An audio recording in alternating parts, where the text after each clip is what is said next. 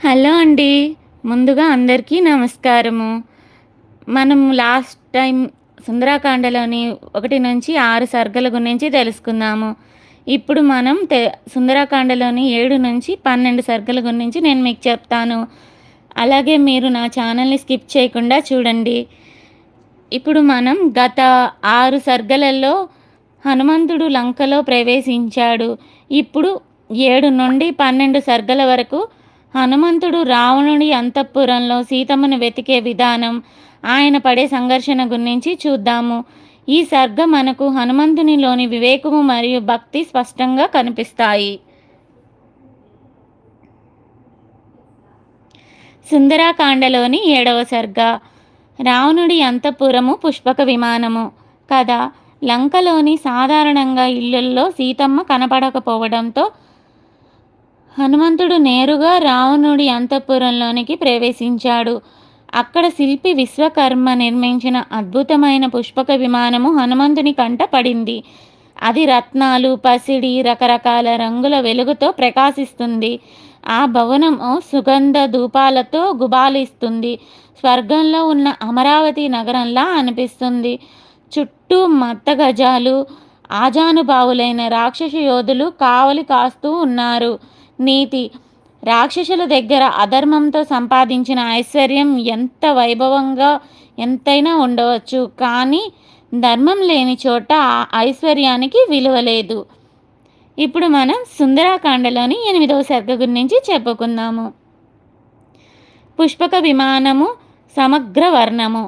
కథ: ఈ సర్గలో వాల్మీకి మహర్షి పుష్పక విమానం గురించి విశేషాల గురించి వివరంగా వర్ణించారు. కుబేరుణ్ణి ఓడించి రావణుడు దక్కించుకున్న ఆ విమానమే పుష్పక విమానము. యజమాని మనసులోని ఆలోచనలకు అనుగుణంగా ఎక్కడ పడితే అక్కడ ఎగురగలదు. అందులో బంగారము, పగడాలు, వైడూర్యాలతో చేసిన విగ్రహాలు, లతలు, పక్షి బొమ్మలు ఎంతో శోభస్కరంగా ఉన్నాయి. దీంట్లో నీతి ఏంటంటే, హనుమంతుడు ఆ వైభవాన్నంతటినీ చూశాడు, కానీ తన మనసు ఏమాత్రమూ చెలించలేదు. చుట్టూ ఉన్న ఆకర్షణలకు లొంగిపోవడమే సాధకుడి లక్షణము. చూసారా అండి, చుట్టూ ఎంత వైభవం ఉన్నా దానికి లొంగకపోవడమే ఒక సాధకుని లక్షణము. ఇప్పుడు మనం సుందరాకాండలోని 9వ సర్గ గురించి చెప్పుకుందాము. రావణుడి విశ్రాంతి భవనం అన్వేషణ. హనుమంతుడు పుష్పక విమానం దాటి రావణుడు నిద్రించే ప్రార్థన అంతఃపురంలోనికి అడుగుపెట్టాడు. అక్కడ రకరకాల సువాసనలు చల్లుతున్నాయి. రత్నం ఖచ్చితమైన మంచాలు, పట్టు పరుపులు ఉన్నాయి.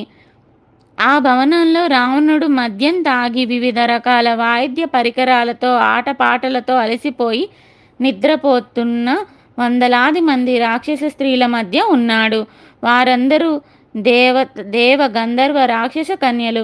కొందరు రావణుడిపై ప్రేమతో ఉన్నా కొందరు అతని భయంతో అక్కడికి వచ్చారు.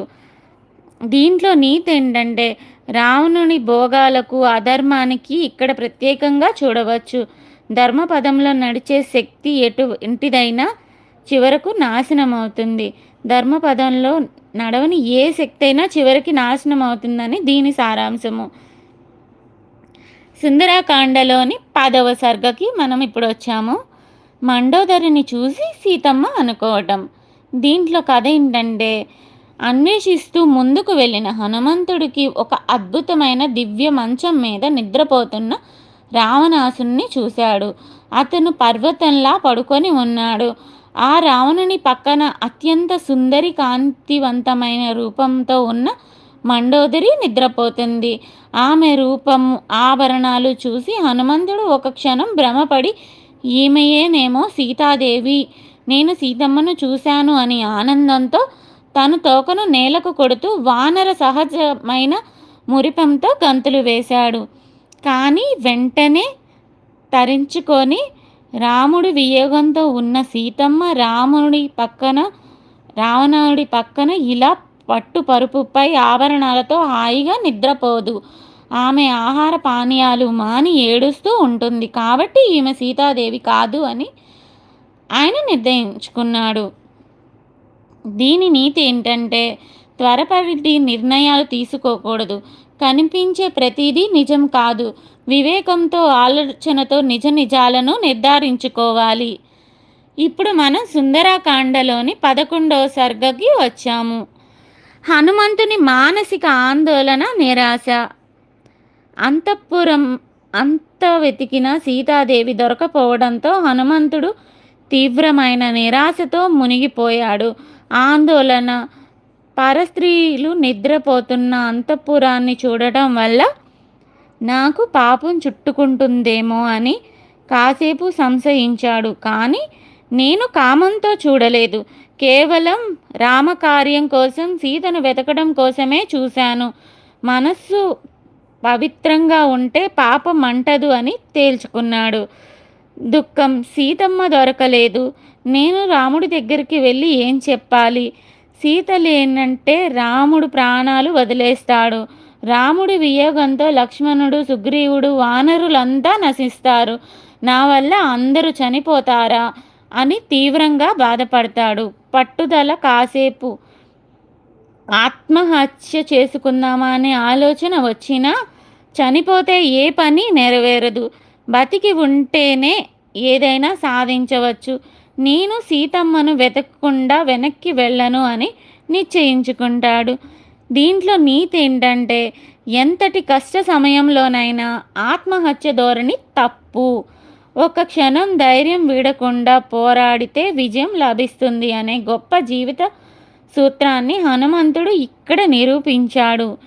ఇప్పుడు మనం సుందరకాండలోని 12వ సర్గకి వచ్చాము. 12వ సర్గ ఏంటంటే, మళ్ళీ అన్వేషణ, అశోకవనం వైపు దృష్టి.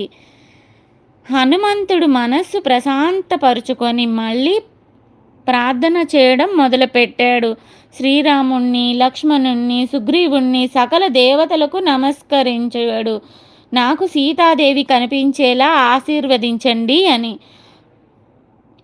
రావణుడి భవనంలో మిగిలిన చిన్న చిన్న గదులు, గర్భగృహలు, భూగర్భ మార్గాలు మళ్ళీ ఒకసారి జల్లెడపట్టాడు.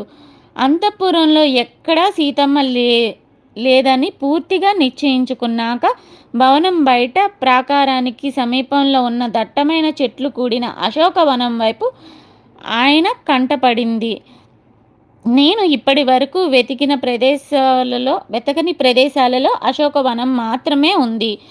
రాముణ్ణి ధ్యానిస్తూ అక్కడికి వెళ్తూ ఖచ్చితంగా సీతమ్మ అక్కడే ఉంటుందని ఆశతో అశోకవనం వైపు అడుగులు వేశాడు. దీంట్లో నీతి ఏంటంటే, ప్రయత్నం విఫలమైనప్పుడు పద్ధతిని మార్చాలి తప్ప లక్ష్యాన్ని వదలకూడదు. ప్రార్థన మరియు పట్టుదల కలిసి పనిచేస్తే విజయం ఖాయం. ఈ 6 సర్గల ప్రసంగం మనం ఇప్పుడు కంప్లీట్ అయిపోయింది. ఈ 6 సర్గలు ఏం చెప్తున్నాయంటే, ఈ 7 నుంచి 12 సర్గలు హనుమంతుని వివేకం, శోధన మరియు చెక్కు చెదరని పట్టుదలకి అద్దం పడతాయి. మండోదరిని చూసి భ్రమపడిన వివేకంతో నిజాన్ని గ్రహిస్తాడు. నిరాశ ఆవహించినా భయపడకుండా ఆత్మవిశ్వాసంతో మళ్ళీ ప్రయత్నించాడు. అంతఃపురంలో దొరక్కపోతే అశోకవనం వైపు అడుగులు వేసిన తర్వాతి ఘట్టాలకు బాటలు వేశాడు. శ్రీ సీతారామచంద్ర పరబ్రహ్మణే నమః. ఇదేనండి సుందరకాండలోని 7 నుంచి 12 సర్గలు. మీకు ఇంకా వేరే ఏమన్నా తెలియాలనుకుంటే నా కామెంట్ బాక్స్లో కామెంట్ చేయండి. అలాగే నేను మిగతా సర్గల గురించి కూడా చెప్తాను. నా ATM 1009 ఛానల్ని లైక్, షేర్ అండ్ సబ్స్క్రైబ్ చేయండి.